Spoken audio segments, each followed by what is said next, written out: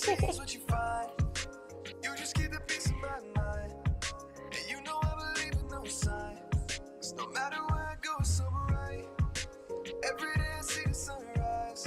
doing a quick mic check to make sure you guys can hear the music and hear my voice so that we're streaming before we get started. So if you're watching this on LinkedIn or YouTube, please just comment LinkedIn or YouTube, depending on where you're watching this live stream from. Back to the music, and we'll just confirm we're live before we get going.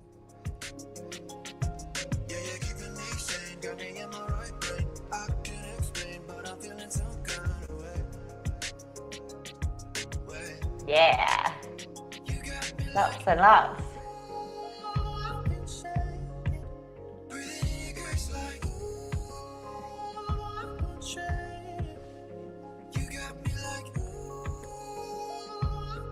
All right. I think it's time to get going. Good morning, good afternoon, good evening, everybody. You survived. Happy Thanksgiving if you're in North America. So congratulations on that. Hopefully you're of a full spirit and open mind. And hopefully you didn't have to let one button out on the belt there. My guest today, or my co-host as always, is Miss Jodie Cook. Jodie, what are we doing today? Oh, what are we doing today? So the big, huge topic right now is personal brand and the meaning of life. So I'll give some context first. So Chris and I have been recording together all year, nearly a year now. And the first time I showed up to record with Chris, we were doing a video called "How to Stop Caring About What Everyone Thinks." Remember that one? All the long time ago in January. And so I showed up to this with 5 points of what we were going to talk about, this structure for it. And I thought, this is a really simple title, it's a really simple structure, no big deal. What actually happened was I started talking about the first point on that list, and Chris kind of goes, well, hold on, let's unpack that. And then what ended up happening is we never, ever, ever got to the rest of the points. For 90 minutes, we just unpacked that first one. We absolutely went to town on that first point.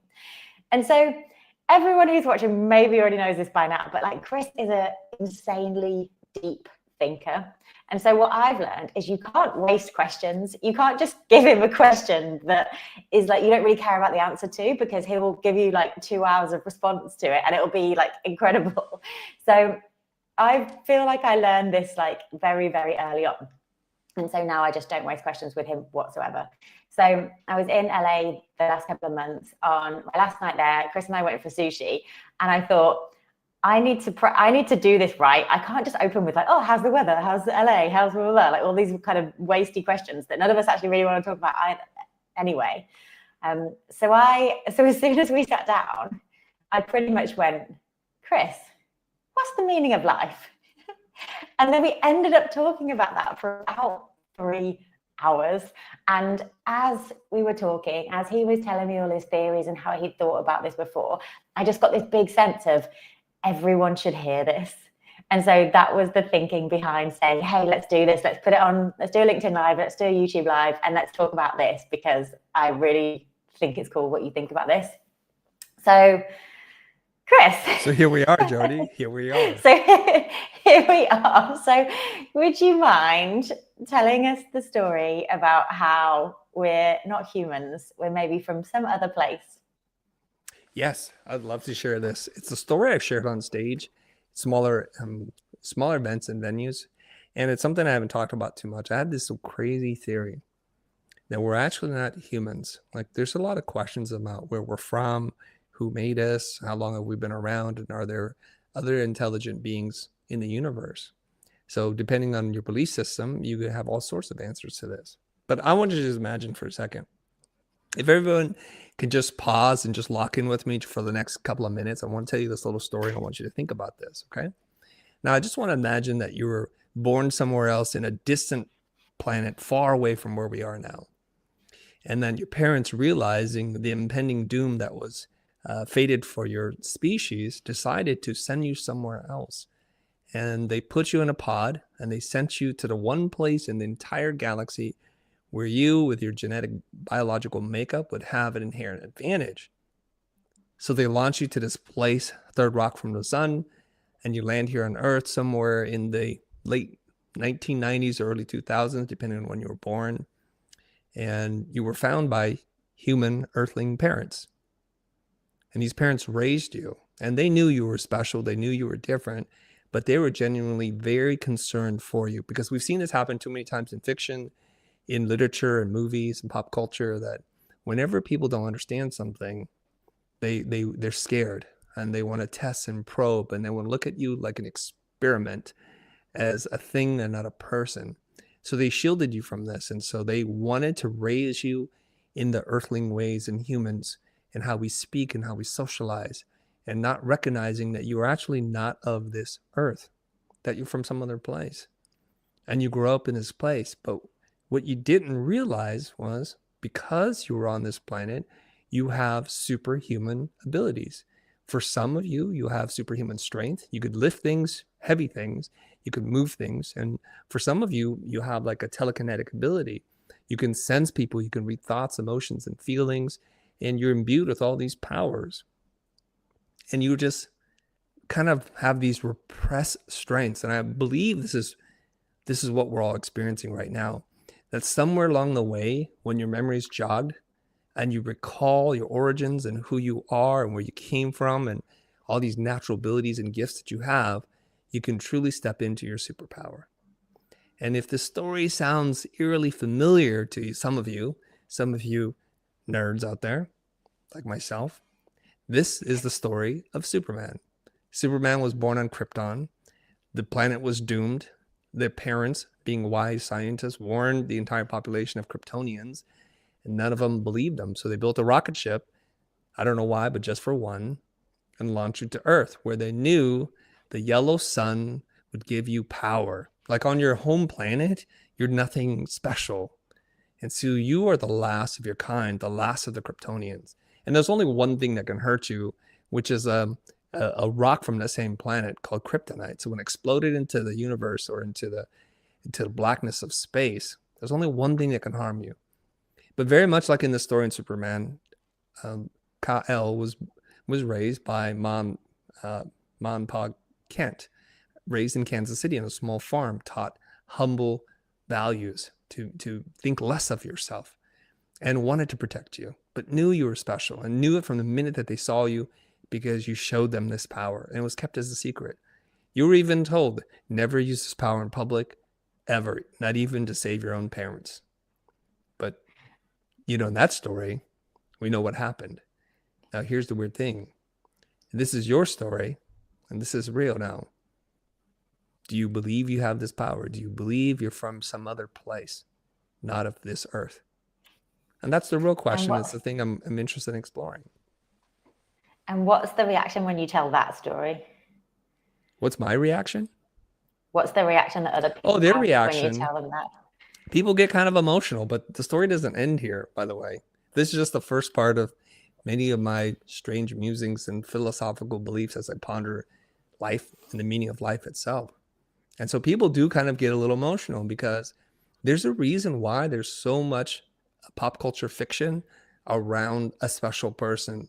And it's like one of the oldest and most classic story frameworks, which is a stranger comes to town, right? It's like in Twilight, he's the vampire, his skin literally sparkles in sunlight, and he's imbued with superhuman strength, and he can do all kinds of things. And of course, we all want to be him, or we want to be the object of his affection, which is Bella.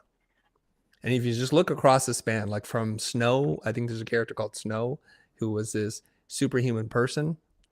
From every single character that you can think of, they have some special ability. And the ability could just be like a human ability. Like you can calculate massive amounts of data in your head. And I think there's a TV show called Limitless, where you take this pill, or there's a movie called Limitless, where you take a pill and it unlocks your superhuman skills. Luc Besson created a film and starred a female, and she had superhuman skills. So I think it's a very natural desire for us, this desire for us to want to be special, to be different. So I send that out there and just wonder how many of us are dormant, not fully realizing our origin and being able to tap into that inner strength. So now I'll thread the mythology or the lore of Superman to a different piece of pop culture, if you don't mind, Jodie. Is that okay? Absolutely. Yeah, go for it. Okay. So when I tell this story, I said, there's this movie. It's my favorite film of all time. And if anybody knows me, they already know the answer to this. It's the Matrix. And the Matrix is a really interesting piece of fiction by the Wachowskis. And I think it combines so many different deep-rooted ideas, but presented to us in a form that we can absorb or watch. And underneath all this are like deep ideas. So in the story, there's a character, his name is Morpheus. And Morpheus is short for like metamorphosis. And so his mission in life is to find the one. The one. That's all he cares about, is finding the one. He's been on this mission because he believes that if he finds the one, it'll set all the people free. It'll set the humans free. And then he thinks it's this character named Neo, played by Keanu Reeves, right? So I know this is 20 plus years, so there should, there's spoilers all over the place, everybody. So Morpheus finds Neo, and he first speaks to Neo through a computer screen, because we open on that screen, he's on the computer, and it says, "Follow the white rabbit." He's like, "What?" So there's a knock at his door, and these people are like, "Hey, let's go." And he's like, "I'm not that interested." And they're like, "Whatever." So this blonde girl turns away, and there's a rabbit on her shoulder or something like that, a tattoo. So he's like, "Oh my gosh, I need to go." Now, some of you don't know this, but Neo doubts whether or not he's the one. But the entire time, Neo's an anagram for one. If you just change the letters around, it's one. And so he doesn't believe it. And Morpheus says, "I'm looking for the one." And it's literally in front of his face, and Neo can't see it. So there's a lot of blew my mind. Over sushi, was like, "Wait, what? Neo? It's an anagram of one?" Yeah. Now, Jodie, have you seen The Matrix? Not everybody apparently seen The Matrix. Yeah. But far too recently in the last few years. Oh, okay. I've only watched it like 45 times. Yeah. The entire trilogy, right? The first one. I think it should be. Everyone should see it every year now. I think it should be like required watching, given that the time we're in. Yes. So I share part of the stories because Morpheus' mission is not to be the one, it's to find the one. So there's something that's really interesting that happens. So the movie kind of progresses to this point in which Morpheus introduced Neo to the Oracle. And we don't know anything about the Oracle right now, but the Oracle can see the future, apparently. So Neo walks into this tiny little kitchen, and he's like, "Man, whatever. I'm here because, the man said I'm the one," but he doesn't believe. And he goes, "Why am I?" And she goes, "No." And I think he's like, "Yeah, I knew it." So now he's like, "How am I going to tell Morpheus this?" And there's this line that a lot of people don't catch. When he walks away, she goes, "Well, not in this lifetime." And that's foreshadowing what's to happen. So he sees Trinity, and Trinity's like, "What happened?" And he's about to tell her, and she goes, "No, that's between you and the Oracle." So we want to believe so much. And Morpheus is willing to lay down his life. And Neo, for a portion of this, is so racked with guilt because he's like, "You're a great man. I am just somebody. And you're willing to sacrifice yourself to save me at all odds or at all costs." Doesn't make sense. Okay. So when I tell this story, and the reason why I tell this is because I think in some ways, my role in this lifetime is to be Morpheus, is to let you all know you're the one. Now, it's not so obvious because your name's not Neo, right? Doesn't mean new. It's just you. But if I tell you right now that within each one of us, how we're designed, built, or created, or evolved, whatever your belief system, I believe you have at least one advantage that makes you better than most people. Not better like superior, but you can outperform people in one category.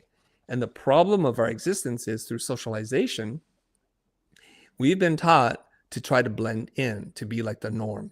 Like our grading system, our school system is to stamp out individuality. So let's just say like you could hum a song in your head and you have like a near photographic memory for sound or music. But because you're humming when you're supposed to be writing or listening or being quiet, people tell you to be quiet. You're sent into detention. So eventually, just like in my fictional version of the Superman origin story, you have slowly started to forget who you are. So to answer the question and to put a bow on this, to bookend this, Jodie says, "I have this idea that I believe we all have this really big mission. And your future self has traveled back to your current self and asked you right now, what is your mission?" And I paused and I told Jodie this, and I think it surprised her a little bit. I said, "To free souls." And she's like, "What? To free souls?" I don't mean some esoteric thing. I don't mean a religious thing, but I'll tell you something that's happened to me recently. I go out and I do talks on personal branding about connecting with yourself. It's not really about personal branding the way people think, but it's really about getting in touch with who you are, doing deep inner work. And there's a gentleman who drove out to a podcast that I was doing in Las Vegas. His name is Jeffrey. And Jeffrey's a mortgage broker. And, after I did my pod, he came up to me and says, Chris, I have something for you. He gave me a book. He's like, I hope you don't have this book. I really thought hard about what book you might not have, and I don't think you have this one. Of course I didn't. I said, thank you. Inside of it was a really beautiful note. But what he said to me in the personal meeting was why he answered the question the way Jodie asked me, which is this. He said, that first time you presented to our mastermind, you said something during your presentation that's kind of set a fire in my mind. He goes, I've always wanted to be a creative person. Somehow I got into mortgages, and it wasn't for me. So it took me a while to find it. But now, 2 years later, I edit, produce videos for other people. I do creative work for people. And he didn't say this part, but let's just assume he said it. Although I might not make more money, I know who I am now. And I thank you for that. That part he did say. Just the money part I inserted in there. And so sometimes what we do is we're told to take the shortest path towards financial reward. And in pursuing that outcome, we sacrifice a lot of who we are. And so when I say I set souls free, I want you to be whoever you were supposed to be in this lifetime. It doesn't mean you have to be a creative person. It could be you're a creative person, you should have been a doctor, or you should have been a doctor, but you pursued law.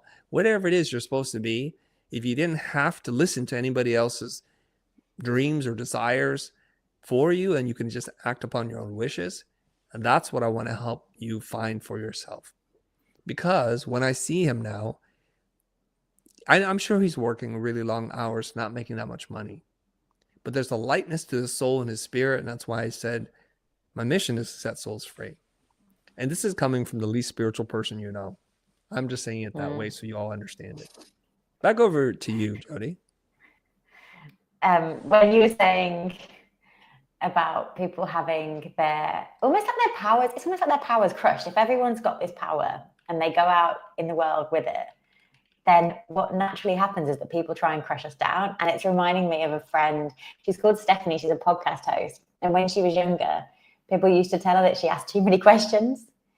And now she's one of the best question askers in the whole world because she just kept asking questions and she actually didn't listen, but she probably did listen at first.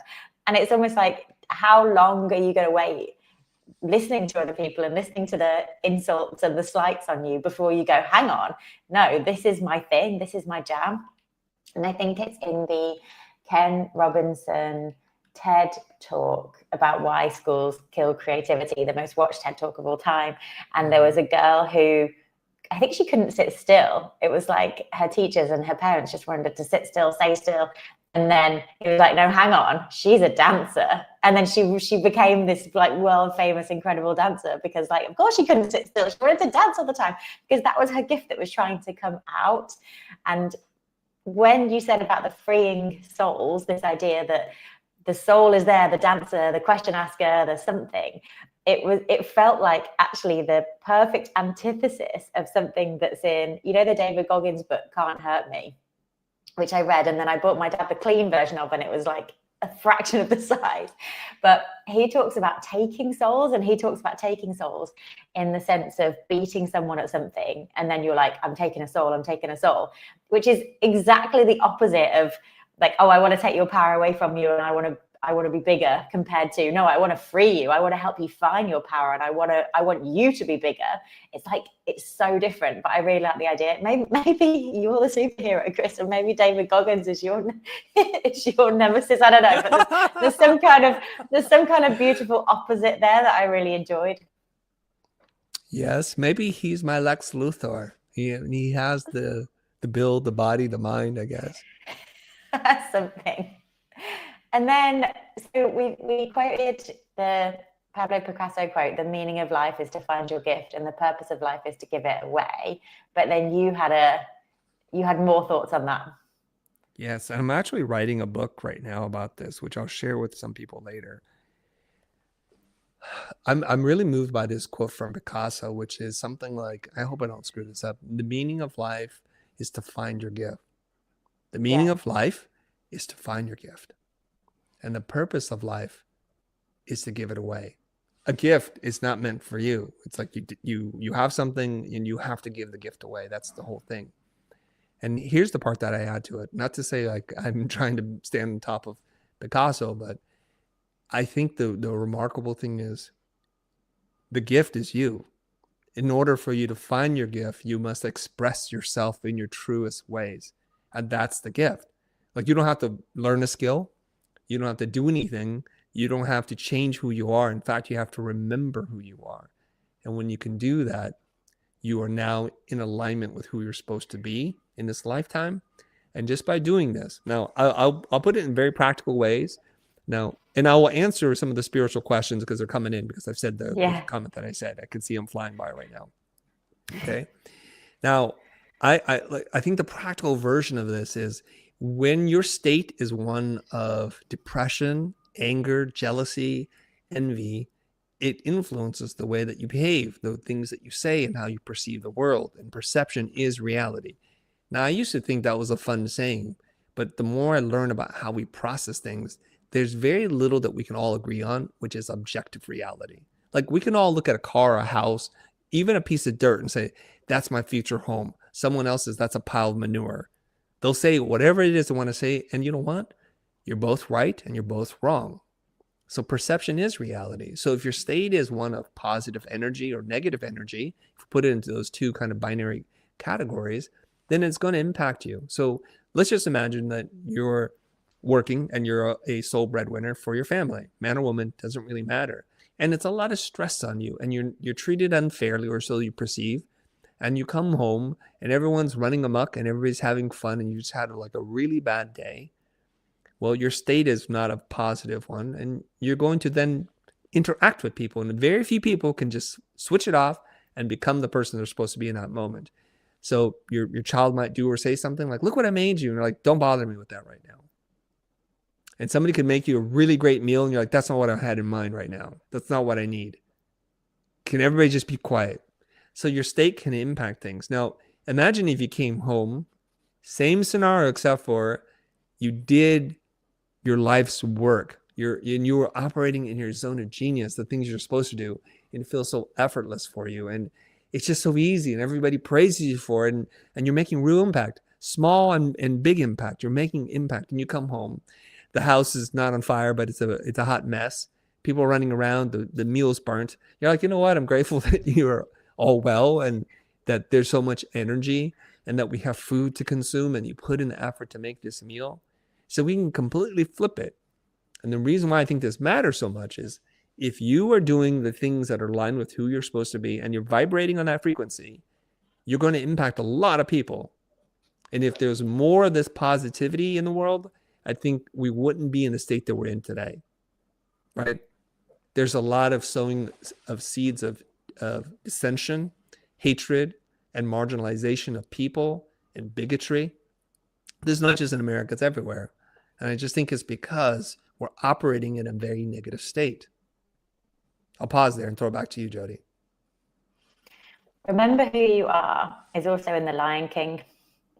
It's what Mufasa's saying to Simba when he kind of comes back and he's like big in the sky and he's like, Simba, remember who you are. After we talked about it, I looked at, I haven't got any tattoos and I haven't got any plans of making one, but there was a Simba one that just said, remember who you are next to it. And it's almost like, that is just the line, isn't it? That you need to remember the whole time.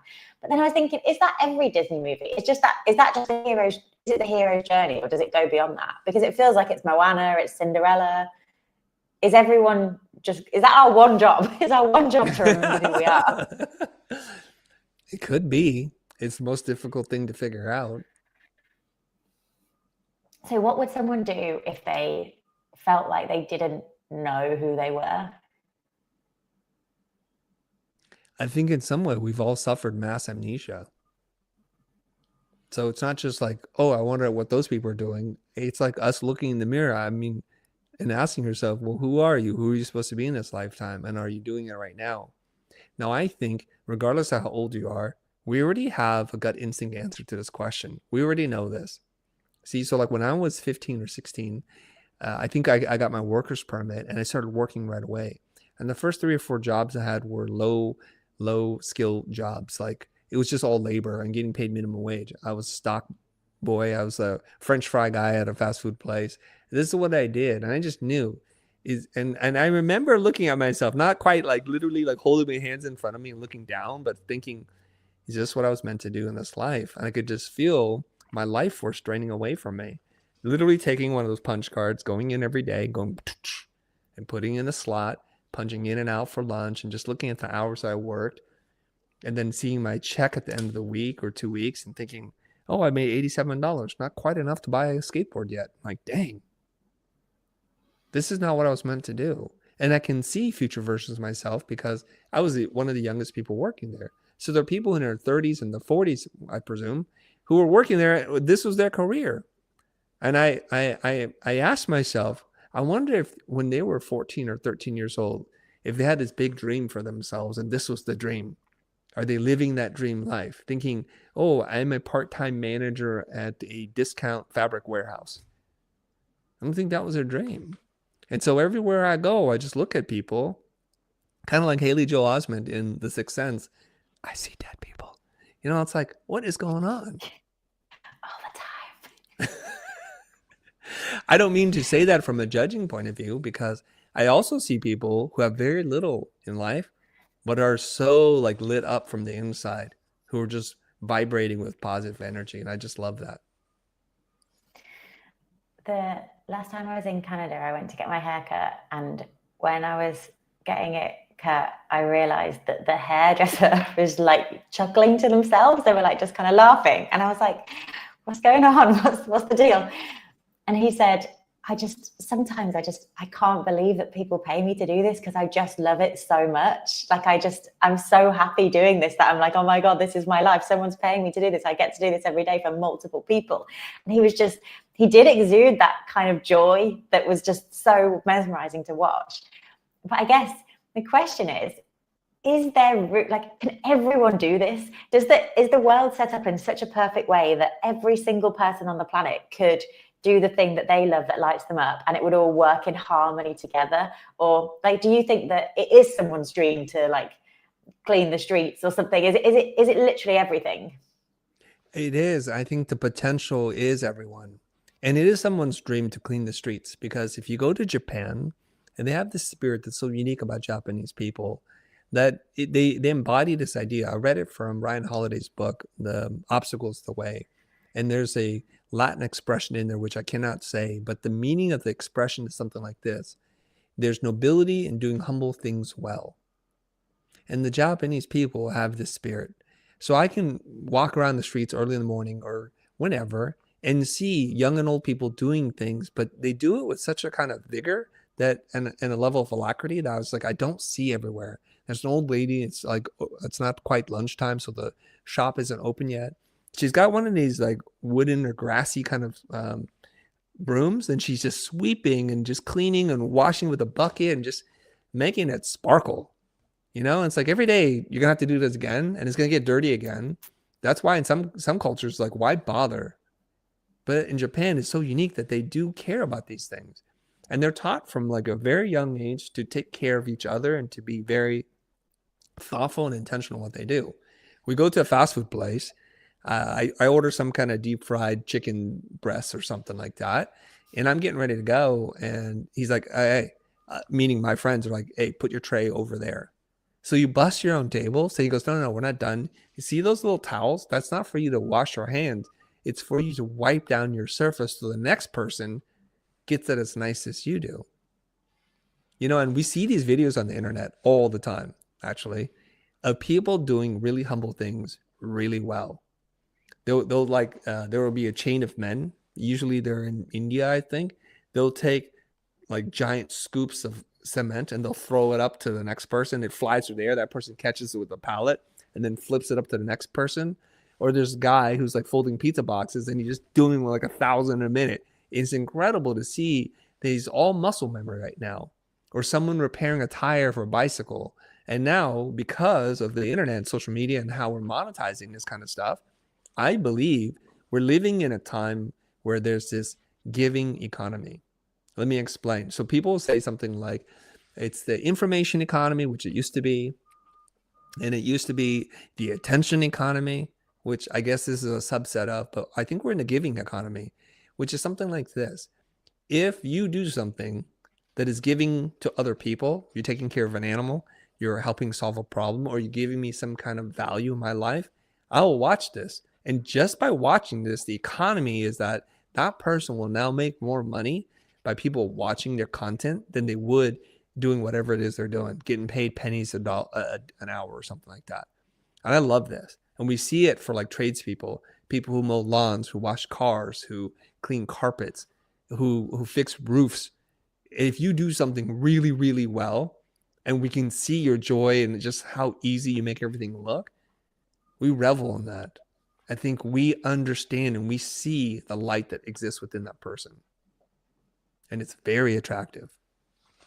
I think have you heard of the emotional guidance scale? And there's 22 points on it. So it's the idea that, so at the top of the emotional guidance scale is like joy. And at the very bottom is like anger, jealousy, hopelessness, despair, that kind of stuff. And the idea is that if someone was feeling like really down the bottom of the emotional guidance scale, they were feeling like all this really bad stuff, you can't just like jump to joy, but you could jump through some of the other stages to get to joy. So once you're bored, it's like, okay, great, that's about the middle. So you've progressed, and then you can get to appreciation, and then you can get to joy, and then you can go up. But I was thinking it kind of matters what stage on the emotional guidance scale someone is at themselves when they witness that magic going on, when they witness someone else using their powers. Because I think, imagine that there's a guy who can do amazing stuff with pizza boxes, or imagine there's someone who's got this really big YouTube channel. If you witness that when you yourself are in a state of joy, I think the response that automatically comes out is like, oh, cool, they can do that. They're using their powers. All that is possible for them is possible for me. What's my thing? And you don't feel a sense of comparison or competition. It's not like, oh, I want to learn how to flip pizza boxes too. It's like, no, that's their thing. What's my thing? And you feel very inspired to find that and to use your own powers. Whereas if you approach, or if you kind of look at that person with that contempt, that jealousy, that anger, that hatred, that rage, the stuff that like the bad emotions, or like, the emotions that aren't actually that useful, helpful, don't feel that good to feel, then you're going to just be like, oh, well, they probably cheated to get there, or, oh, well, he probably practiced for ages, or, oh, his parents were probably rich, or, you're going to come out with all these horrible things. And then that takes away from the real message, which is, no, this person has found their thing. You can find your thing too. So it so matters who you are first. I think so.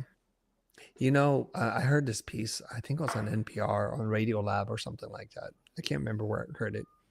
But they were talking to somebody who was the director of the Neon Museum.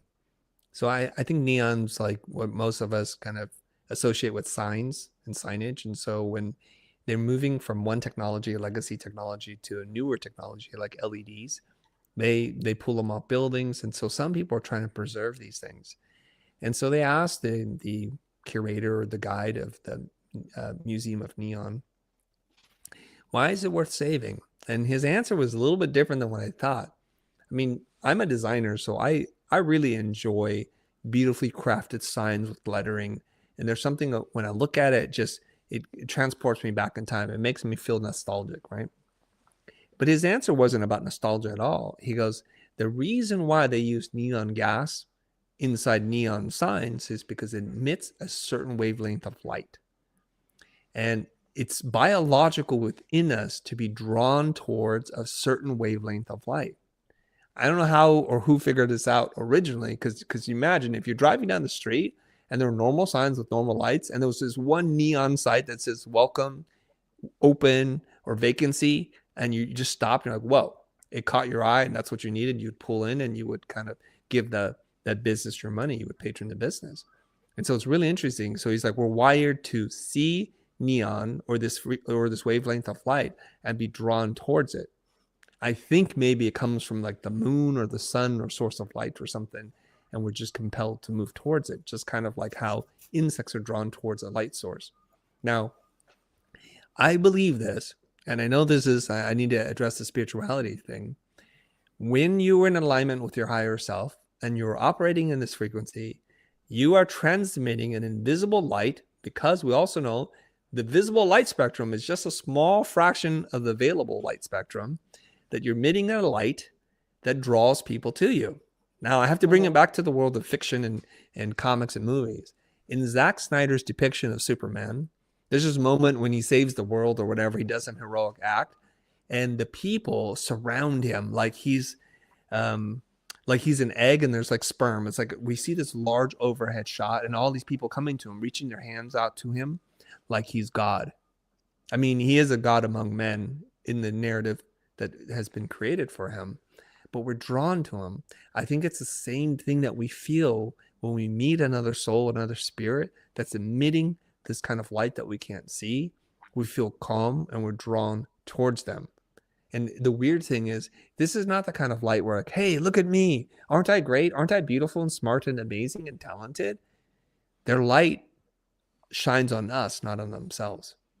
And so there are poets, singers, songwriters, performers, spiritual guides, therapists, or whoever it is in your life. It could just be a caretaker who people just see and are drawn towards. Now, the interesting thing is we had American Thanksgiving a couple days ago, and we had the largest gathering at the house that we're in ever. And my antisocial anxiety was just like, okay, this is a lot of people. My cousins, my relatives, distant cousins are coming over. And there was an individual in particular, I won't name who it is, but he's my cousin, I guess. And my wife just came over and into the kitchen. She goes, he's the purest person I've ever met in my life. There's an innocence to him that has not been polluted by this world. And she's enraptured with him, you know. Of course, he's also a good-looking tall man. So it's like, okay, I get it, you know. And he has a very soft-spoken voice. I'm like, dang, all right, I need to corrupt this kid. But, you know, other than that, it was just like, we see it, we feel it. And there's something weird, because as dark as my wife sees me, I have this weird thing where I attract people who are like this, because all the people who are close to me, when my wife meets them, she's like, I really like that person. I know what she's thinking. What do they see in you? But that's the story for another day. But you're Morpheus, right? So you've got all these know. Neos around you who are like gravitating towards you, and neon, like this we connected as well. You just don't even know. But then would you call it someone's aura? That's a word that people use, aura. Because there's like a friend of a friend, and she does aura readings, and says that she can kind of see the aura and read it in that way. It's kind of interesting, because if there's so many different spectrums of light and different spectrums of everything, then you put, like, for someone, it's going to be their specific skill that they can tune into that frequency and they can read that stuff. I think some people pretend to read that stuff. So let's address this spirituality thing right now, because we're getting talked to about this. Because you and I have talked about this, because I feel like you have a lot of spiritual people in your life, but you wouldn't call yourself spiritual. But my kind of theory is that you've almost logical spiritual. It's like you think about stuff in such a deep way, that you almost understand spirituality on a logical level. So you would never call it spirituality. You'd be like, no, this is just how things work. But interested to hear your take on it. Okay. I know some people think very differently about me than the way I see myself. Some people might call me a scammer, guru, blah, blah, blah, whatever it is they want to say. And to that, I say, fair, whatever you want to say. But I find it irritating and bothersome when people prey on people's needs to be connected to higher sources of energy, and they are the interpreters of the energy, and that really sets off all my like red flags. So when people are like, oh, I do energy readings, I'm like, do you and it always seems like we leverage people's innate desire to want to know where they come from and to tell them about their past, present, and future, that then mystics and gurus and palm readers and fortune tellers just pop up out of the woodwork. Now, I think what they're doing, and the way I would logically explain this is they know there's the deep yearning in your soul to feel like you belong and for there to be order and meaning to your life, and that we're just seeking order. And they can read your body. They can say a few things and see how you twitch and the micro expressions. And so they'll use that in creating this narrative for you. And generally speaking, and this has been tested many times in very logical ways where they can never tell you anything specific. It's always very broad. And when people are instructed not to give them any clues, they're pretty clueless, right? So let's address some of the things. I'm not sure I believe in a spirit or a soul. My belief system right now, currently, despite what it says on my hat, which is when you die, you turn to dust, and that's the end of your life, and you become food for worms. And new life will come from that, but not in the way that we think.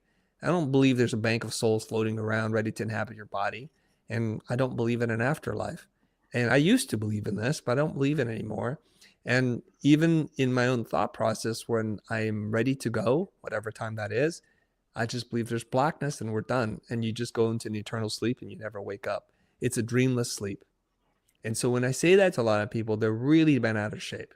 So that's why I say, based on how most people interpret spirituality, that I'm not a spiritual person. Yet, can't tell you how many times people are like, Chris, that was super spiritual. Like you're a soul or spiritual healer. I'm like, am I? Okay, if you say so. I feel like it's just important that you believe whatever's useful to you. Yeah. And also, who even made up the definition of spirituality anyway? Like, there's no like, this is what means spirituality. Even if it's in the dictionary, it's not real. Someone just wrote that. So therefore, there's a scale. There's like spirituality is a made up word anyway. So it's almost like it doesn't matter as long as you know your belief system. I feel like the most important part of it is that you act consistently with those beliefs. And if you change them, that's fine. But you're just acting in a certain way across a longer period of time. And that's going to be the thing that takes care of the base level of who you are and how you operate.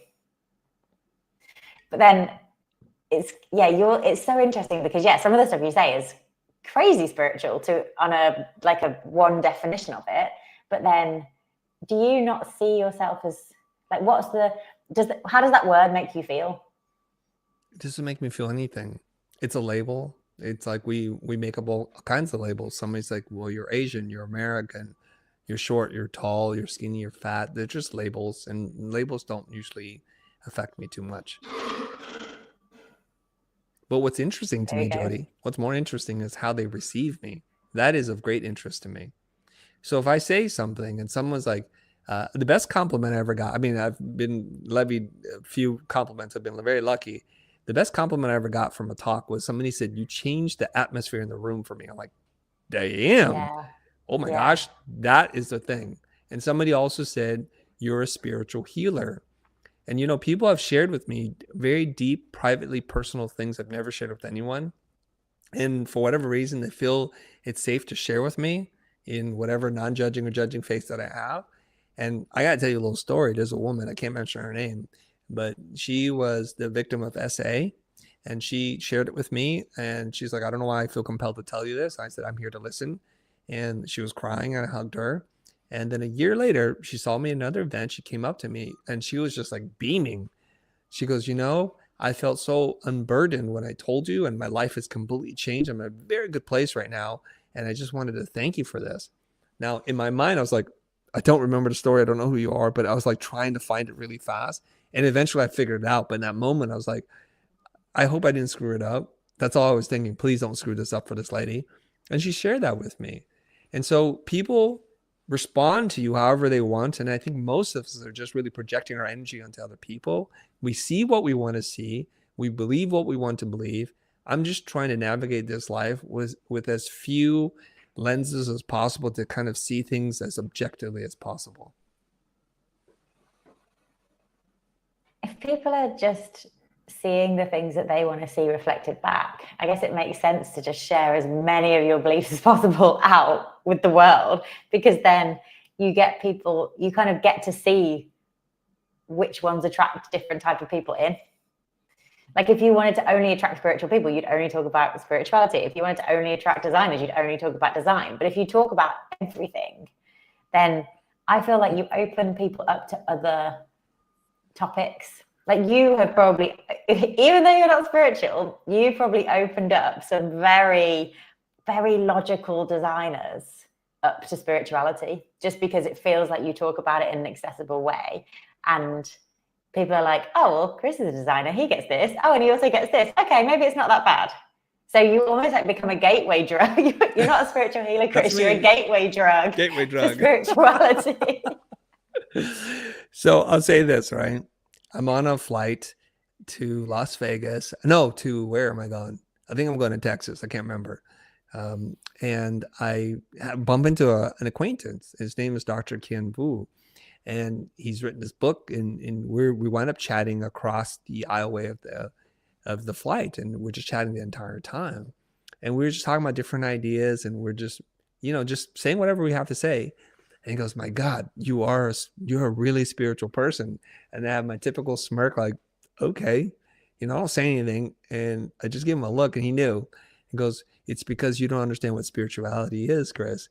So this is where I find it super ironic. Like, you're saying I'm a spiritual person, but I don't understand it. Okay. So he says, well, the definition of spirituality to him is that accept, and express your truest self. This is where it gets really interesting. So accept, and express your truest self. And I said it back to him, like, that was really good. Under that definition, I'm a very spiritual person, because all I'm trying to do is to express my truest self in every regard. It's why, like, for some people, I'm just too much. I'm just too direct. I just tell you the way it is, because that is my truest self. And I'm sorry if it offends you, or I guess I'm not sorry if it lifts you up, right? But the same message is being transmitted. I can't help but to be myself. And I'm trying everything in my power to be the meest me. That's it. At Future Fest, which was at the start of October, I think, one of the many quotes I wrote down was just, the best teacher wins. And if you think that under that definition of being the you as you that exists, it's not actually just that, is it? It's also that's the do cool stuff part. But then the teaching other people to do the same cool stuff is like the second part. And because you're also like, this is me freeing my own soul, and this is me freeing other souls. But like, does everyone need both? Is it enough to just exist? Like, does the best footballer in the world, is it okay that they're just the best footballer in the world? Or do they need to also teach other people? Do they need to also inspire other people? Like, do you need the two? I don't know if you need the two, but I was at this conference, and I think it was Blair Enns. I'm hoping I'm crediting the right person, who said that he was at some kind of mastermind retreat of like high performing entrepreneurs. And they asked each person, what is it that you want to achieve in this lifetime? And he goes, out of the 69 or so, however many people that were there, he says they pretty much all said the exact same thing. It was just wild. So then he thought, perhaps this is a universal truth. This is what they said. Their desires to work on personal development so that they can help other people. Mm. So that's when Blair says, is it innate within humans to want to help other people? And in doing so, we are also doing self-development. So the footballer who plays the game is self-development. He's going to the gym. He's learning all the passes and the dribbles. He's mastering the art of football. But it's not until he actually helps other people, and there's a lot of different ways to help people. It could be through teaching, or through charity, or positive messages, or just being an ambassador for an idea. And that's what kind of helps us in our pursuit on this so-called life. So that's why we talked about it in the game of content, the best teacher wins, because that's how it's measured. So the meaning of life is to find your gift. The purpose of life is to give it away. But the twist, the journey of life is, okay, so the twist is you are the gift, and the journey of life is therefore to find yourself. And how do you find yourself? by giving away your gift, which is you. Yes. It's really weird. So we had a math formula. Meaning of life equals gift. What is gift? You are the gift. So you replace the word gift with you. The meaning of life is you. And you have to give your gift away for the purpose. But you do that. How do you do that? How does someone give away their gift? Well, you have to find it, which is to remember your origin, who you are, who you were meant to be. And when you find that, you can give it away. So I'll put in other terms here. So 1 through 18, I'm just living a life programmed to do whatever it is I'm supposed to do. When I discovered I want to go and study design, it was the first time my life was under my own control. I had some level of agency and autonomy. So ultimately, I spent the next 4 years pursuing a career in design. And I did design work professionally for the next 24 plus years. Some part of that, about 5 years in, I started to teach. And I always felt something was missing. Just like how I was sharing a story when I was 15 working at the fast food place. Like my life was meant for more than just this. So when I was teaching, I was like, my life was meant for more than this. While I was running my company, I was thinking my life was meant for more than this. Even though both gave me, in one case, financial reward, the other one kind of a spiritual reward, which I was helping other people, and I felt really full in my spirit, my bones, but financially kind of very poor in that place. So I kept thinking, why can't these two worlds coexist, where I can run a business and I can actually teach a lot of people? And I didn't have the answer, but it wasn't until I discovered YouTube. I know I didn't discover it, but that I can actually exist on YouTube. And this is where all my worlds collide. I can talk about business. I can present it artfully. I can design my decks. I can use the 10 years plus of teaching experience to teach in a way and speak in a way that people understand. I didn't realize it though, but the 10 years of working with design and art students was great practice for dealing with the internet, because the internet throws all kinds of weird stuff at you, just like my students do. And the internet asks you questions all the time, and sometimes to prove yourself, just like my students. And sometimes the internet is very disagreeable, just like my students. Stubborn, willful, strong-headed, pig-headed, whatever it is. Sometimes very creative and enlightening. And sometimes I learn from them, sometimes they learn from me. And that is, I think, the internet. My life was meant for more than this. I wonder if anyone watching this can relate to that, because that's fascinating. It's almost like if you think that, you have to change something. You have, like, you can't not. How, like, no one could believe that and they're just carrying on doing the same thing. But I think it's super interesting when you witness someone who doesn't believe that, who has cracked it, who truly believes, actually, no, my life was meant for this. Because that's the opposite. My life was meant for more than this, or my life was meant for this. And it just reminded me of Oprah. I was listening to something that she said the other day where she was like, my life is just so amazing. I love my life. Everything's awesome. If anyone's ever thinking, oh, what's Oprah doing right now? Just know that it's like 10 times better than something that you could ever even picture. It's so good. But because she's so like her, I don't feel any animosity towards that. I'm just like, yeah, she's doing her thing. I can do my thing. And it's really cool. But then how do you, if someone is in a situation where they're like, my life was meant for more than this, what is the first step to changing that? Well, what was it meant for?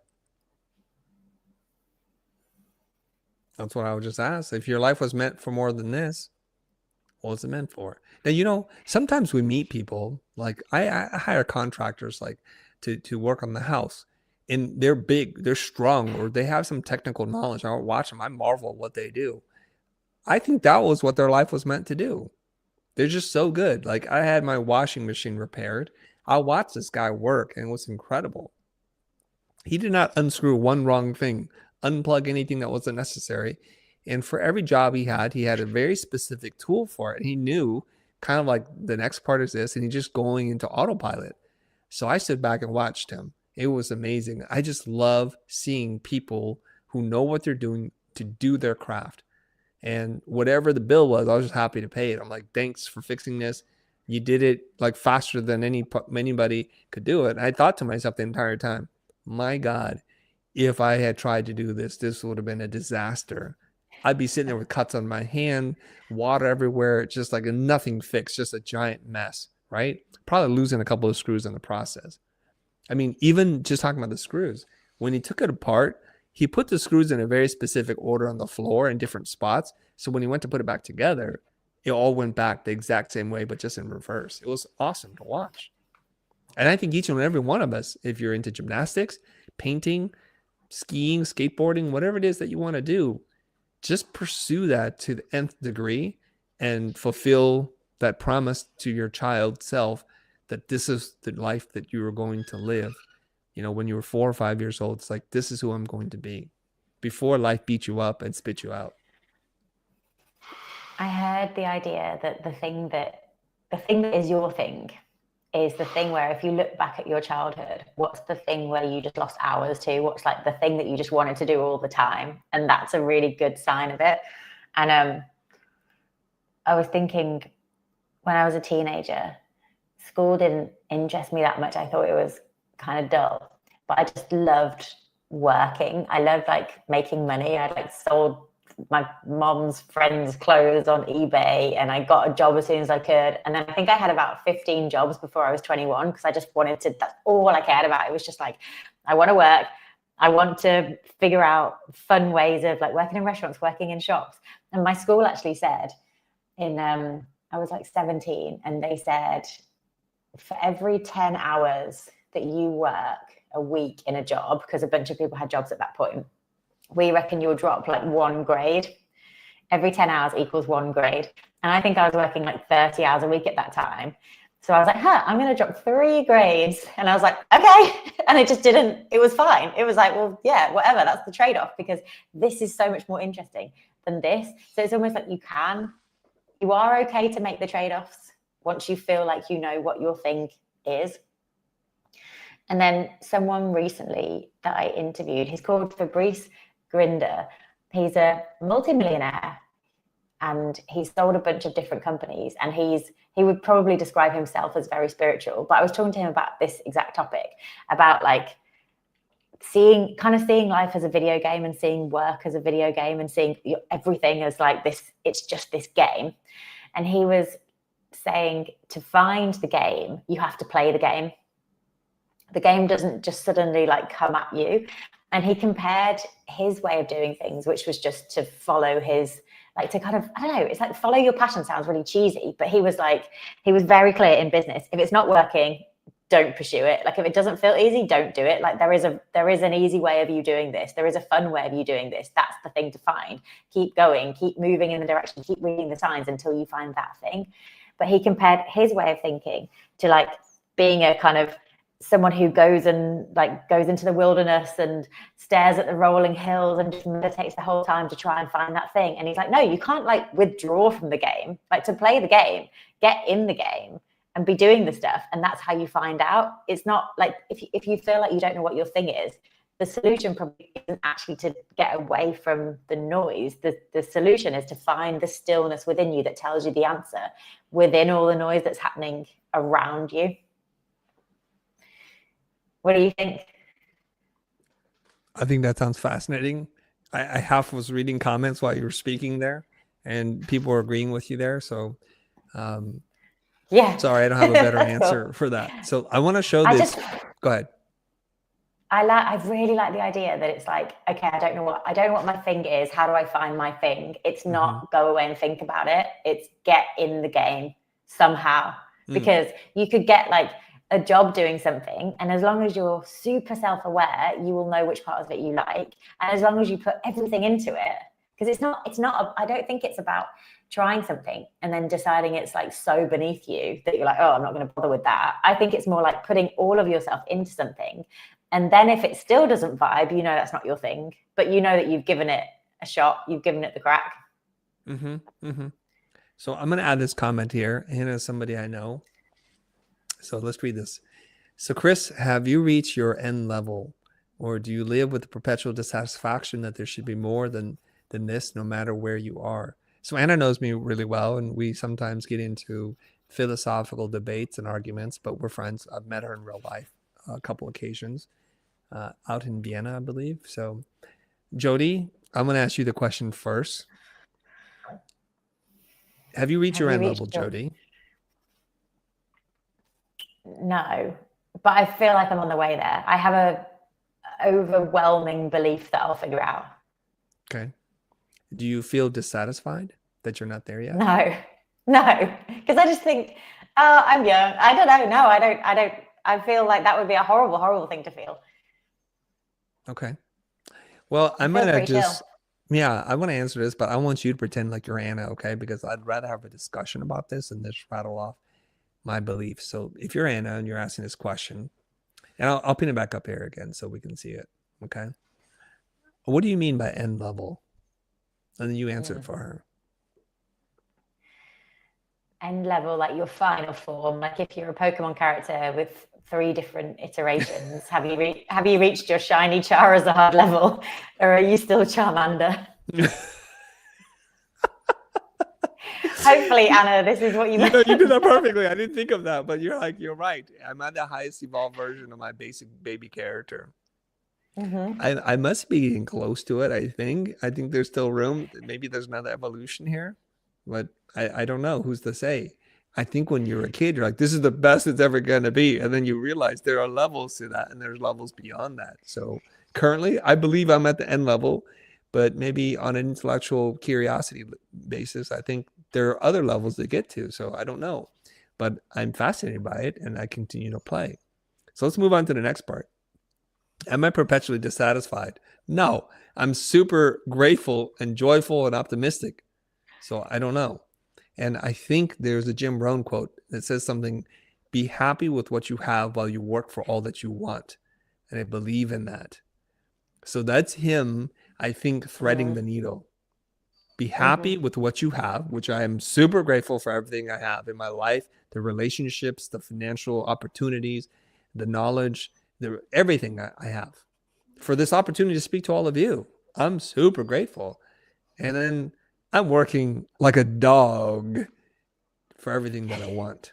So I see that. Everything is just on this balance of being content and being ambitious.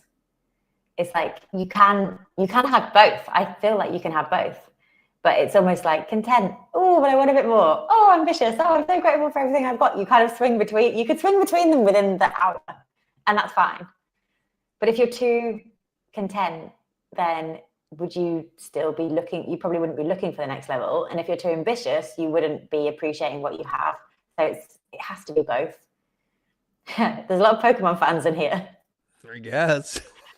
So someone asked me a similar question to Anna's not that long ago, and it was like, once you've achieved that goal that you set out, like once you're kind of at the top of that mountain, what do you think? Like, does that mean that you feel like, oh, I've achieved it? Oh, okay, now there's nothing left, which is really a really common thing after people sell their business. There's this like post-exit entrepreneur like crisis where you're like, who am I? What defines me? What am I working towards now?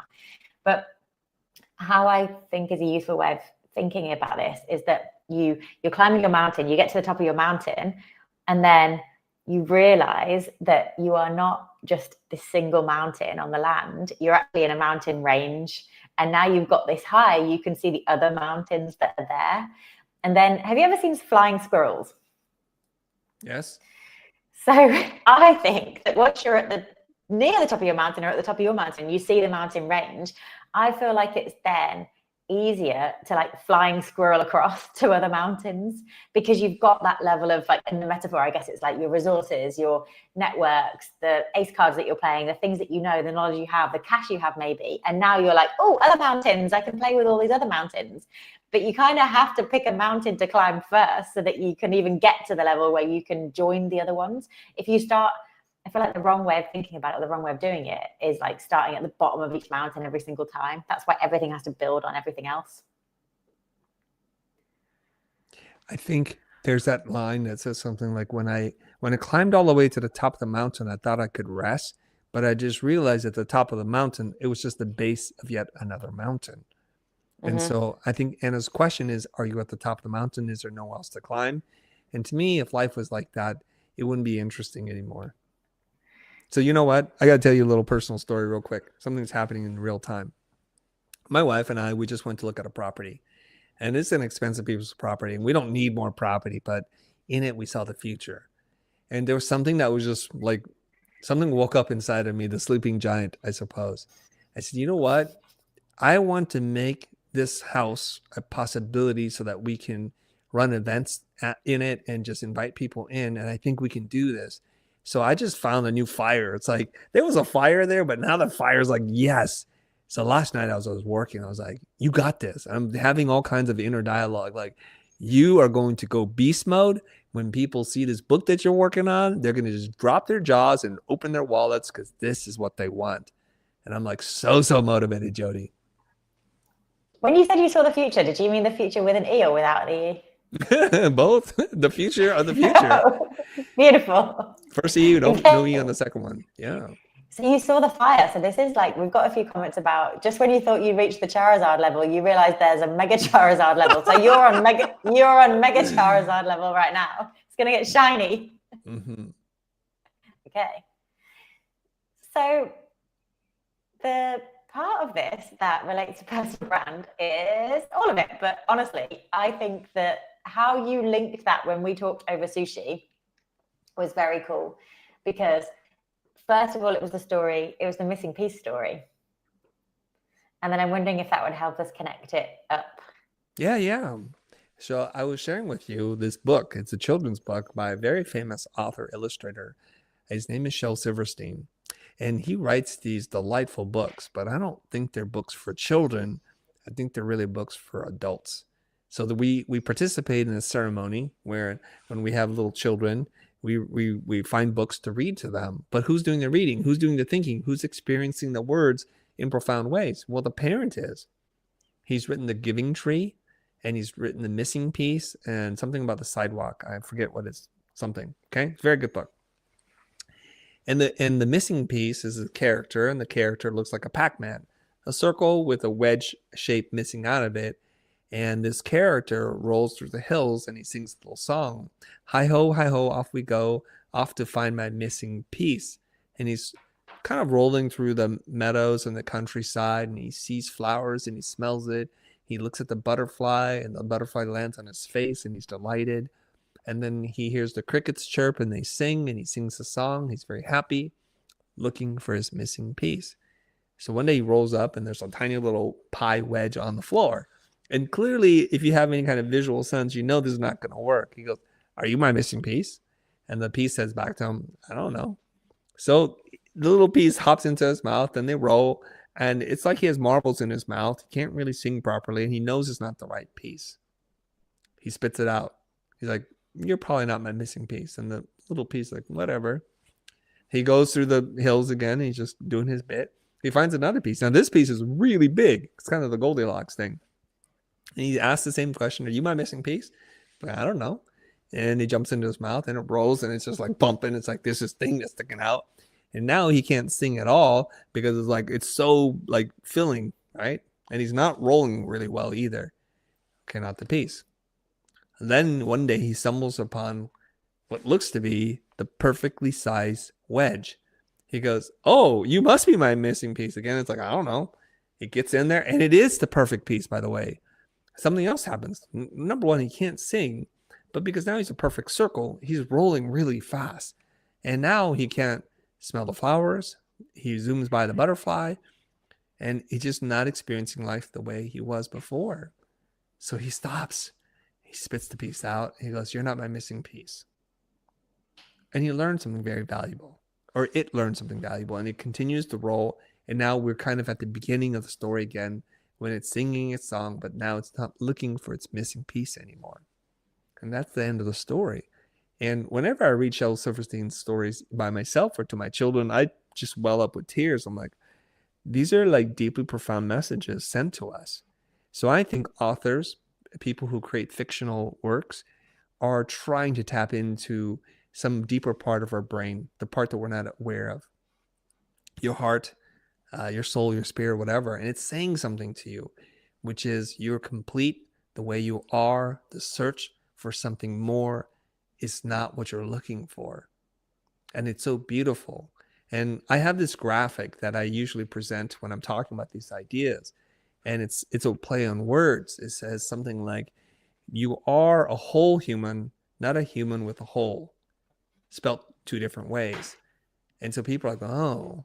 So in the same way, as I show the silhouette of a human with a hole missing from the center, you're this person searching for something or someone to complete you, only hopefully to find out one day that you were complete to begin with. There is no missing piece, and you are the gift. The final part of this is find a medium. And I don't mean a medium to speak to other worlds. I mean a medium I can be that for you. through which to show up and I'm give feeling your something. gift away. And your gift is yourself. Yeah.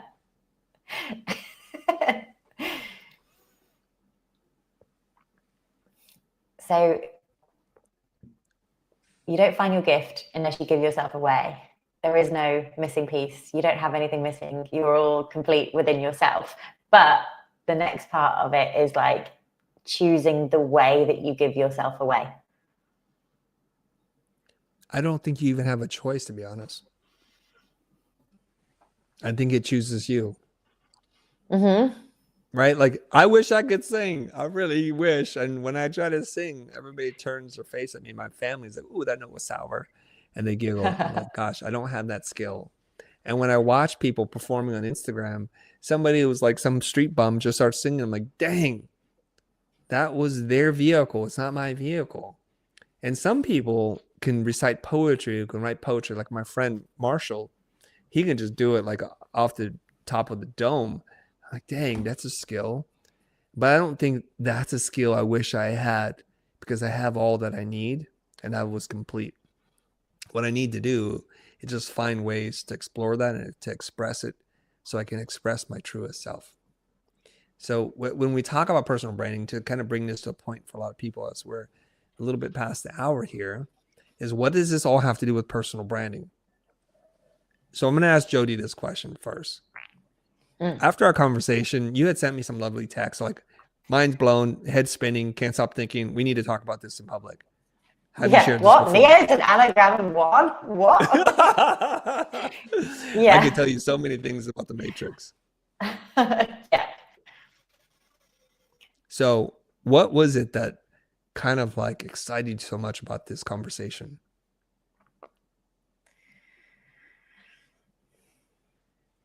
I feel like everyone always just needs reminding that they have all the answers. The most powerful messages ever are just, you've got it within you.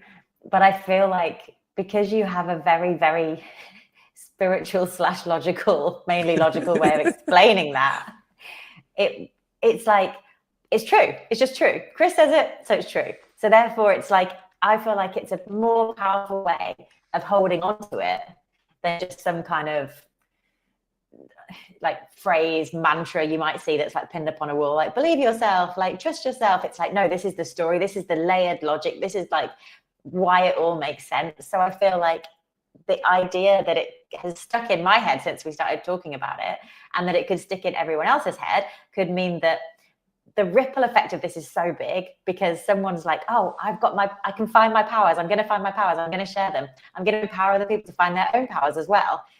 The ripple effect is huge. So that's why I wanted to share it like this.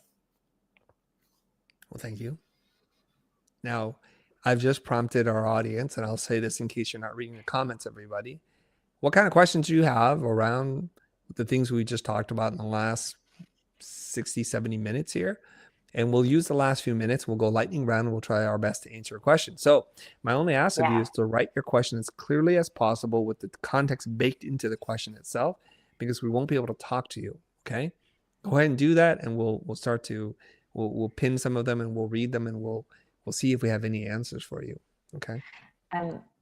One thing that I thought as well, since we spoke around finding your vehicle for doing it and finding your medium, the idea that if you have the gift, if you have the way of showing up, you have to do it. I like this concept of the law of least effort, the idea that you find what feels effortless to you, and that's how you share. Because for someone it's showing up on YouTube, for someone it's writing, for someone it's like performing live. It's like you don't need to do everything. It's just like find your law of least effort way of doing it, and then you can go, and then you can iterate, and then you can kind of see what brings you joy. But I feel like the thing that takes off is probably not the thing that you have to drag yourself out of bed to do. It's the thing that you're like, okay, I'm pumped to do this. I can't wait. I think Law of that's a least clue. effort. Yeah. We've got a question. Is there a question? I hear Okay. somebody design. Oh, hang sorry. on. Let me pin that. Here we go. Go ahead. You read it. I hear some do design, start agency, and figure out their true passion, like maybe sales.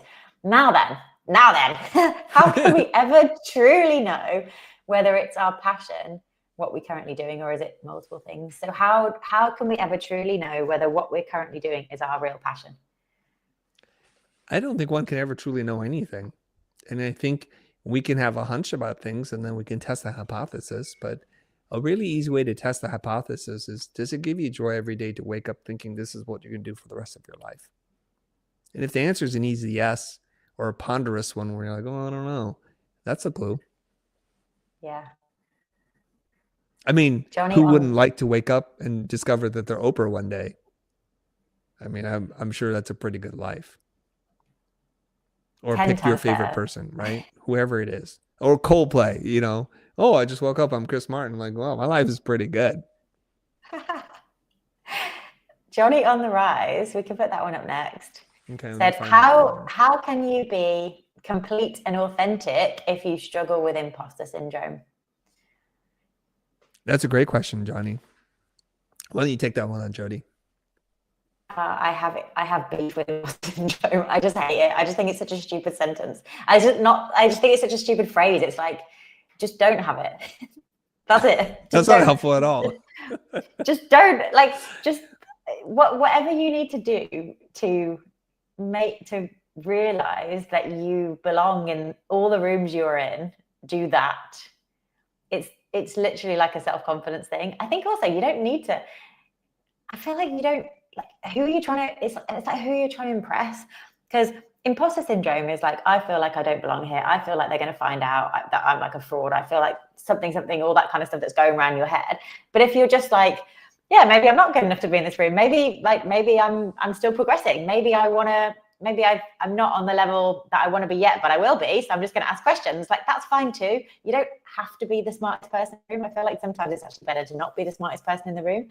And also, everyone else probably thinks the same. So if we all think it, it doesn't exist. So let's just, poof, imposter syndrome gone. What do you think? I think if we did a human on the street interview, this one might go viral too. Poof, magic, boom, bam, right? That should be your new catchphrase. Whenever you finish it, poof. So something to add as well, Andy Warhol has this thing, and he's like, people go around letting the same thing make them miserable for years when they could just say, so what? And he said that's his favorite thing to say. And I just think, so what with everything? Like, so what? I feel like I'm not ready yet. So what? It's just all, it doesn't matter. I'm a visual person, so I'm going to try to break this down for you, John. Okay. I wish you were here in front of me so we can like illustrate this together in physical space and share energy for a second. So if we think of ourselves and we're like, oh, I think of myself a certain way, but the version I want people to see is this other version of me. And the very act of pretending to be that person or adopting that persona creates massive cognitive dissonance within us. It's like, I know I'm not that good looking. I know I'm not that talented, or I haven't achieved those things, but that's what I want to be perceived as. And so those two are at odds with each other. So every time we're walking around, we're afraid that people will discover this thing about us. So when I said at the very beginning, when we're talking about this potential idea about who we are, that you have to remember who you are and that you are enough and you're complete and you are the one. By doing so, the persona, the person that we hope people see us as, collapses into our true identity, and then we don't have that anymore. The best way I know how to do this is just to figure out who you are and communicate that and express that to the world. So we drop the facade, we stop showing up as someone else, someone we're not, and there's nothing to discover. Right? I remember one time when Jodie and I met for the very first time. We met at a taco place in New York, and we're meeting up with her and her husband. And I'm hot and sweaty. It's not air conditioned. I take off my hat and I'm just talking the entire time, glistening and oily and bald, whatever. And Jodie's like, "Can you do me a favor? Can you put your hat back on? I don't know who I'm talking to right now." I'm like, "Okay." And why did I do that? Because the hat is not an insecure thing. I know people want to attack me about it. It's just, I have a greasy head. It's not the fact that I don't have hair. It's just, I don't want it to be all shiny and blinding people while they're having dinner. Plus, I just think being moist or oily is not a pleasant aesthetic. And that's what I care about. But I took it off. I'm like, whatever. So now Jodie's not going to be sitting there like, I wonder if Chris has hair under that. It doesn't matter anymore. I had to force her to tell me, put the hat back on because I just can't deal with you right now. So if you're not afraid of being discovered, then there's nothing to discover. Yep. Right? Also, Johnny, your username is Johnny on the Rise, but it's almost like that that reminds me of the missing piece thing, that idea that something is missing, I'm not yet complete. Like there's more to it. Like I feel like you're Johnny at the top. Like you're Johnny's there. Like you're already there. You're not on the rise to anything that isn't already within your reach, that isn't already within you right now. Johnny's got it. All right. There's another question here from an anonymous LinkedIn user. I didn't know you could be anonymous on LinkedIn. This is pretty hilarious. So No Face asked this question. Can you please tell us how all of this helps us with personal branding? I'm going to tackle this one because it's a pretty simple one, and I think it's a relevant question, so I'm going to do this one, okay? If you buy into the hypothesis that the most charismatic people have consistently three things. Number one, they have high degrees of self-awareness, and because they are aware of who they are, high degrees of self-acceptance. So that's required. Number two is they're self-confident. And self-confident in the way that we've talked about, not in the way that you might think about being braggadocious or showing off your skills. Confidence is a belief that you have the skills to solve any problem. That comes through intentional practice. It doesn't come overnight, but when you put enough work into something, you actually get good at that thing. And number three is vulnerability. So if I've been working on this expression, I've not heard other people say, I'm not saying I own this idea, but my version of this is trust begins in transparency. If you want people to trust you, you have to be completely transparent as to who you are, your success, your fails, everything about you that's shameful or guilty, and you just put it out into the world. And the reason why I think trust begins here is because when you have nothing to hide, like you take off your hat, you take off your glasses, this is who I am, that's all that's left, then people feel like, well, there's nothing to hide. It's not fooling us on anything, and we stop pretending. And so this is what we're talking about. So what is a personal brand? We know what brands are. So the only thing that we have to figure out is who is the person in the personal brand. And this is what I'm trying to help people figure out. Remember who you are and show that to the world. Jodie, you want to add anything? That's from The Lion King as well.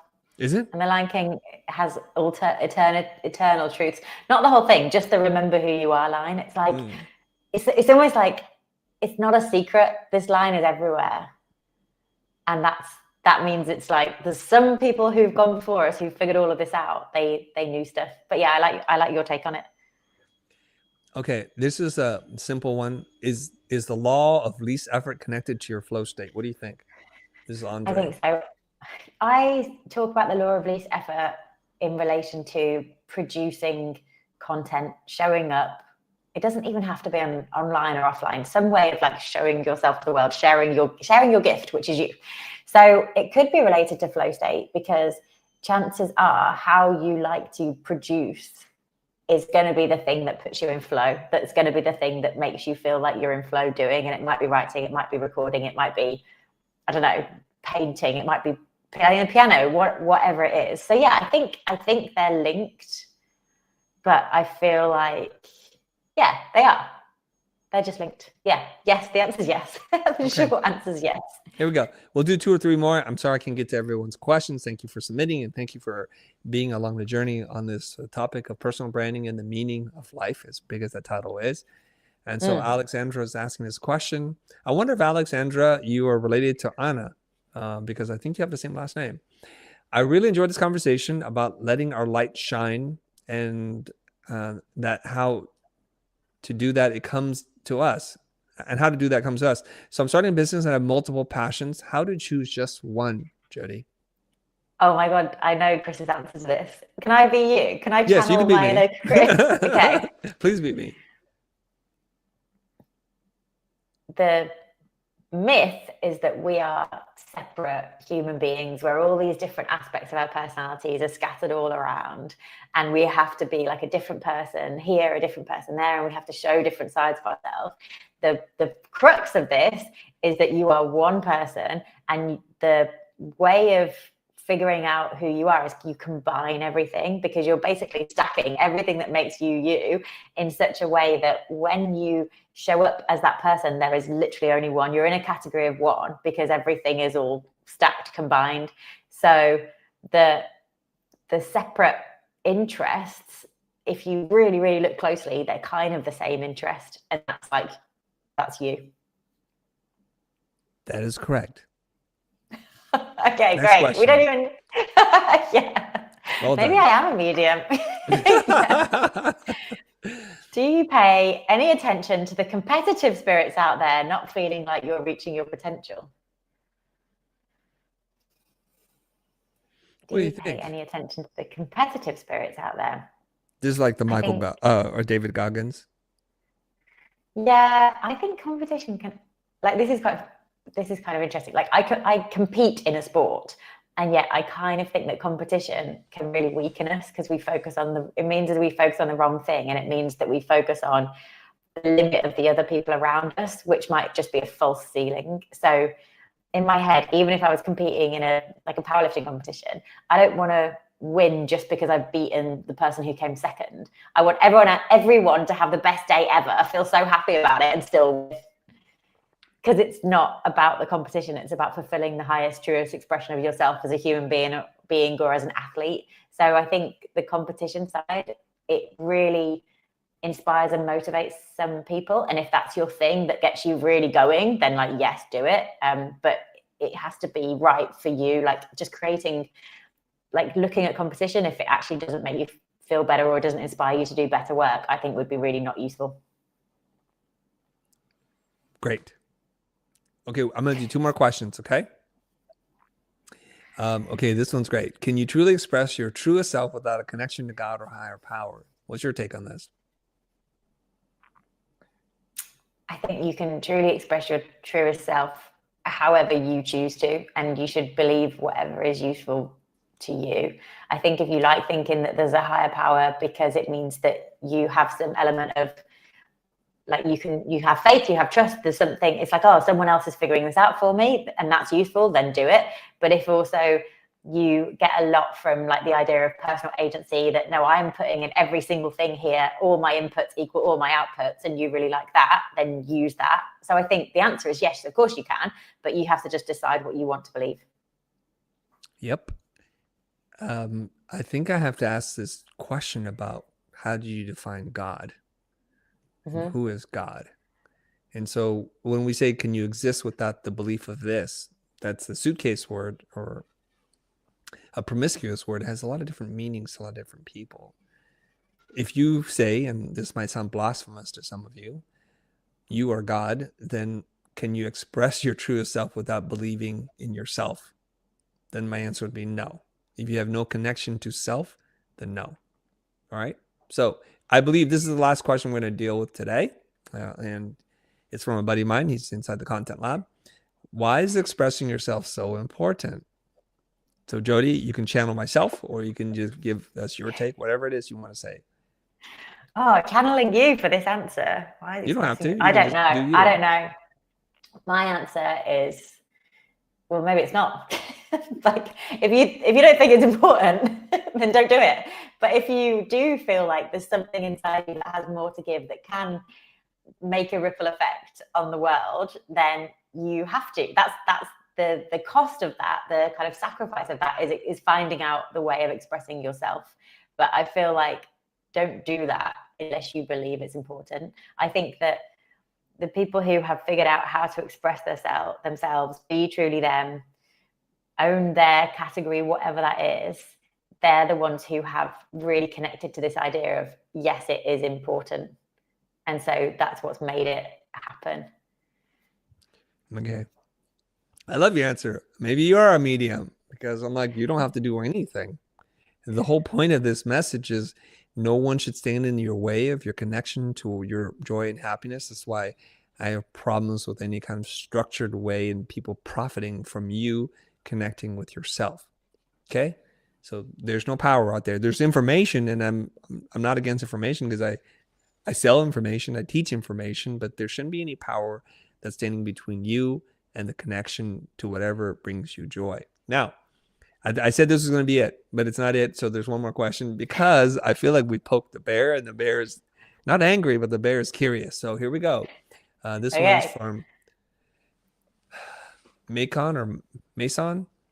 I'm a Christian. Chris, you have such a unique way of thinking and speaking so deeply. Does this point to a higher mind behind your creation and reason for existence or existing? Jodie, I want you to explain this. I have no idea. As you or as me? Yeah, or for me. Does this, I think that you would say, no, it doesn't point to a higher mind. And that it's like uncoupling the idea that if you have a unique way of thinking and speaking, that needs to relate to a higher mind, because you could have a unique way of thinking and speaking just because you found your way of doing it. It doesn't necessarily have to mean that you also a Christian, for example.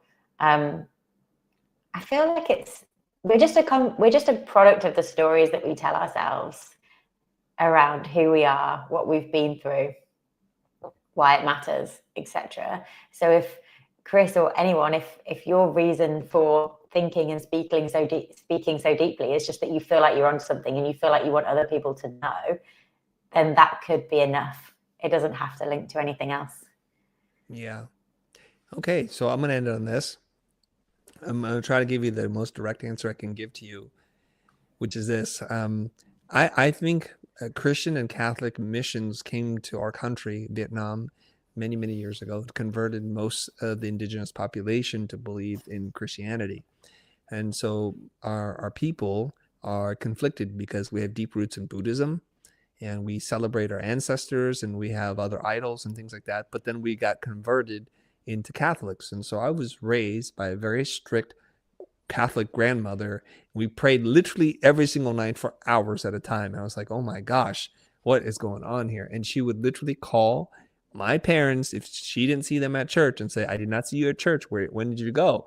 And my dad was like, I guess we're going tonight, guys, because I can't lie to my mom, kind of thing. But here's the thing about this, okay? So we have conflicting ideas and influences and philosophies, but we're trying to express it in whatever way that makes sense to us. Because we simultaneously, we meaning my parents, practice Buddhist rituals and customs while praying to a Catholic, Jesus, Christian God, okay? Now, I have this theory, and I talk to my wife about this all the time, and she is deeply spiritual, so how the heck are we still together? Who knows? She's on the other end of the spectrum, everybody. And we have funny little sayings to each other. And when she found Christ, she was a Buddhist and found Christ and became a born again Christian as an adult. She started asking these kinds of questions about me and my beliefs. And she was reading the Bible daily. She says, quite often, it's the best book that's ever been written. And here I am. I've not read the Bible really ever. And we're just having conversations about this. I said, honey, I just know what I know. And then she wants to point to divinity, to spirituality, to the metaverse or something like that, to multidimensional things. I do not know. But my theory is this, is if we are quiet enough in our mind, we can explore ideas that sometimes tap into universal truths. I just think that. I think about things a lot. And I don't necessarily describe myself as a profound thinker, philosopher, but it's fairly quiet inside my mind. And I ask myself lots of questions. And I start to see the connections between Confucianism, Buddhism, Hinduism, Christianity, and Islam. I see a lot of parallels. There's a lot more in common in our belief system. And a lot of the founders of these religions exists in different timelines and spaces. There's no internet. And they, I think, were just deep philosophers and thought about things and tried to explain the universe in a way that allows us to be happier, to not want to kill and hurt each other. And so they're teaching things. And so I think if you think about teaching enough, you'll start to come to the exact same ideas, except for I don't want to ascribe it to any kind of divine, multi-parallel, dimensional, universal being. It's just thoughts. Now, you could argue there was some other intervention there. I can't disprove that, but I don't subscribe to the text. I don't read things. And oftentimes what she'll do is like, you need to read this book. It's literally everything you've been talking about for years. And I just read in this book. So I say to her, then, if it's everything I think and say, why do I need to read a book about what I already think about? Now, this is going to come full circle here with my friend, Jodie, who's like, Chris, you need to read this book. It's called The Courage to Be Disliked, and you're going to love this book. She's right. I do like the book very much, but I do feel like I'm reading myself, which is kind of weird. And Jodie, you and I have talked about this quite a bit. And one of my criticisms of the book, as much as I like it, is it's a conversation or a dialogue between a philosopher and a student, and it's originally in Japanese, been translated to English. And when I read it, it sounds a little bit funny, like something that's lost in translation. And I'll explain to her, in the real world, I've experienced things just like this. And she was like, I like your explanation better. Eventually, I stopped reading the book because I understand the concept. I've read enough of it. And Jodie, what are your thoughts? I mean, I've never read the book. I've had it, didn't read it, but a lot of things I think are reflected in the book itself, right? Yeah, for sure. The use, I think that book, it's like probably my favorite book of all time. Although I feel like I've got a new favorite book now. But anyway, it's like top 3 favorite books of all time. But the useful thing about the book is that it's in the conversation is between a philosopher and a student. And I think that it always really helps having the voice of the student there to be the person who's asking the stupid questions that then the philosopher has to answer. That's the real big thing of that book, I think. And I feel like that's when, yeah, it did feel like you already knew the stuff. Maybe your next book should be called just The Courage to Be Chris Do. The Courage to Be Your... Do you want to buy that? Should we take some pre-orders for that one down the side? No, because the trolls will have a field day. Oh, now he's talking about himself in the third person. This is too much for us. Yeah, but I'll write it. It'll be fine. Yes. Yeah, but it's a very good book. But I feel like if you read a book that you feel like you've already written, that's a really good sign for knowing that. That's a really good sign that you know who you are. Yeah. Johnny's said goodbye like 4 times. This is not the Irish goodbye. This is the long goodbye. He said, like, I gotta go. See you later. I've enjoyed it. He's still here. He's still here. He can't leave. And I can't leave either. So I don't blame Johnny. I'm not saying anything. Okay, look at this. Charles is asking this question. Chris, I heard you were an introvert. What the heck is going on? How can you be vulnerable if you're an introvert? I don't think people understand what introversion is. I can't choose whether or not I'm an introvert. I am an introvert, but I believe I'm somewhere sort of in the middle. There's a newer term. It's called an ambivert. We exist between 2 spaces, kind of like Blade, vampire and human. And I'm not any less an introvert. And when you see me in a public space, you'll be like, yep, that dude is super antisocial introvert. And his life force is draining from his body. And you could see it. And if you should see me in public like this, come save me, please, because I don't know what to do. Yeah, save him. Please save me. I'm not even joking right now. If you see me standing in a corner by myself holding a drink, talking to 0 people, come by and say, hey, I think I know you. And you told me to save you, and so here I am. Thank you very much, my savior. Okay. Did that on purpose for the religious people? Okay. Now. The flip side of being a massive introvert, I feel like is where I am, which is like just a massive extrovert. And there are 2 things that are quite... Some people in the comments might relate to this, but you can kind of be like an introvert saver. You can realize when there's an introvert in the corner who really wants you to like talk to them or like introduce them to someone else or help them have a deep conversation with someone. You can be that person for them. But then you can also be like a toxic extrovert, which is where you see introverts as a challenge.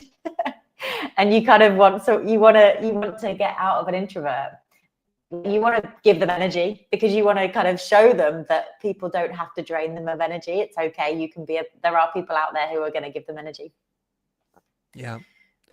So this whole idea of transparency and vulnerability has nothing to do with whether or not you're an introvert and extrovert.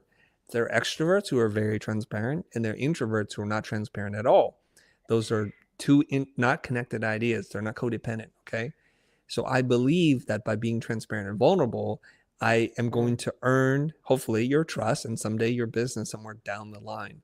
I want to be your teacher. In order for me to be your teacher, I have to overcome one of the biggest hurdles, which is mistrust.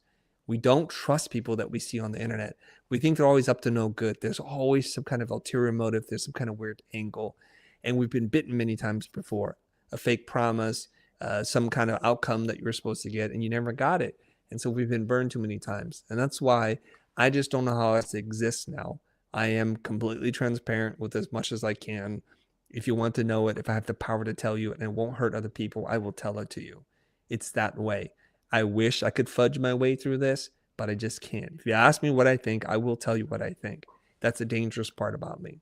Okay, Jodie, it's been amazing talking to you.